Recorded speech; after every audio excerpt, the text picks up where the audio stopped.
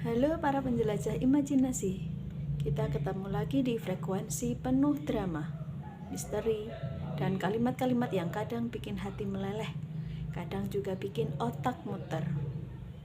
Kemarin kita sudah berhenti di bagian yang bikin penasaran setengah mati. Ada yang nebak-nebak, ada yang kesel, ada yang nyumpahin tokohnya. Tapi tenang, kalian gak sendiri kok. Aku juga sama. Jadi sebelum emosi kalian semakin tidak terkontrol, mari kita lanjutkan perjalanan ini. Pastikan posisi duduk yang nyaman, teh, kopi aman. Jangan lupa hati harus siap, sebab ceritain kali ini bisa saja mengubah semuanya. Selamat mendengarkan dan ingat, di dunia novel, setiap kata adalah perangkap. Sebelum saya bacakan, jangan lupa subscribe dan nyalakan loncengnya agar tidak ketinggalan cerita selanjutnya. Malam yang cerah, langit dihiasi ribuan cahaya bintang yang berkelip. Aku dan keluargaku sudah menunggu di resto pilihan mereka. Mereka pun belum juga hadir. Maklum saja, mereka adalah keluarga pebisnis yang sukses dan mempunyai banyak cabang di mana-mana. Sejak ayah bekerja sama dengan teman lamanya, kehidupan kami menjadi lebih baik. Perusahaan ayah hampir gulung tikar saat itu karena seorang karyawan yang dipercaya sudah tidak transparan lagi dalam mengelola keuangan. Berkat kerja cerdas dari seorang direktur yang tak lain adalah putra dari teman ayah, akhirnya perusahaan ayah dapat diselamatkan. Jadi mau tidak mau aku harus menemui keluarganya sebagai ucapan terima kasih sudah membantu perusahaan ayah yang hampir gulung tikar itu. Beberapa menit kemudian, ada seorang anak kecil menyinggolku tak sengaja. Aku melihat wajah imutnya yang terlihat seperti ketakutan. Lantas, aku menyejajarkan diriku setinggi anak itu. Kuusap puncak kepalanya lembut. Adik manis, siapa namanya? Tanyaku lembut sambil menyubit pipinya yang seperti bakpao. Anak kecil itu tersenyum melihatku. Sungguh manis dan lucu.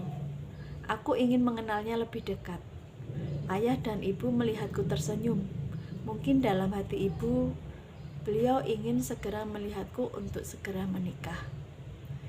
Usiaku memang sudah cukup untuk hidup rumah tangga. Namun, aku masih bertahan untuk melajang. Bukannya aku tak membuka hati untuk orang lain, tetapi aku masih saja menunggu kehadirannya meminangku untuk menjadi pendamping hidupku. Sampai saat ini pun, aku masih mencoba untuk membuka hati kepada orang lain. Ya Allah, ya Rabb, jika memang Mas Angga bukan jodohku, cabutlah rasa ini dari hatiku. Hanya Engkaulah yang mampu mencabutnya, sebab Engkau pula yang sudah menanamkan rasa ini di dasar hatiku. Engkau pula yang memberikan nama Angga untuk selalu kuingat dalam setiap doaku. Batinku mendoakannya dalam linangan air mata. Tak terasa ada tangan halus yang telah mengusap lembut pipiku yang sudah basah karena bulir bening itu. Aku melihat ke arah wajahnya dan langsung beralih merengkuh tubuhnya yang begitu hangat dan menenangkan saat memeluknya. Dia adalah seorang ibu yang telah menjaga dan merawatku sejak aku masih kecil. Mengapa kamu menangis, Din? Siapa yang membuatmu bersedih? Maafkan ibu kalau ibu sudah membuatmu bersedih seperti ini. Maafkan ayah dan ibu juga yang telah menjodohkanmu dengan putra dari teman ayahmu.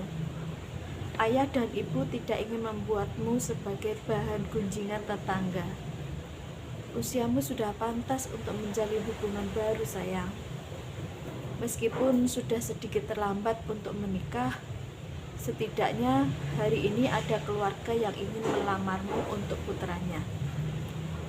Ibu berharap kamu bisa menerimanya dengan lapang ya, ucap ibu dengan sedikit sendu melihatku belum bersuami.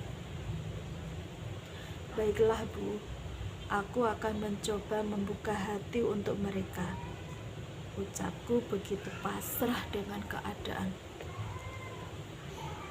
Mas Angga, meskipun kamu belum merasakan akan adanya rasaku untukmu, aku masih tetap menyimpan namamu di dalam hatiku. Aku akan selalu membawa namamu di dalam doaku. Aku yakin bahwa suatu saat nanti kita akan bertemu dengan rencana Allah yang paling indah dan tak disangka. Aku yakin akan takdirnya. Sekali lagi mataku mulai berkaca-kaca. Ibu yang melihatku langsung merengkuhku untuk membuatku tenang. Tak ada seorang ibu yang mengorbankan kebahagiaan anak-anaknya. Semua orang tua, termasuk ibu, menginginkan kebahagiaan anak-anaknya. Hanya saja, apa yang dilakukan orang tua tidak sejalan dengan apa yang diinginkan putra-putrinya.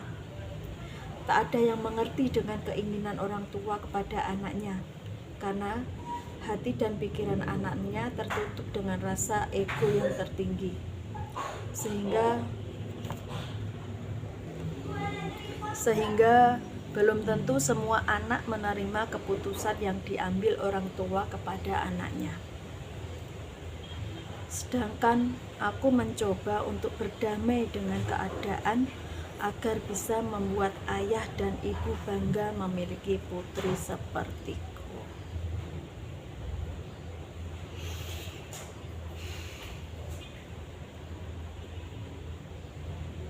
Ada sedikit quotes dari bab 1. Cinta sejati tak mengenal paksaan, namun takdir berkata lain. Perjodohan ini pertarungan antara cinta dan kewajiban.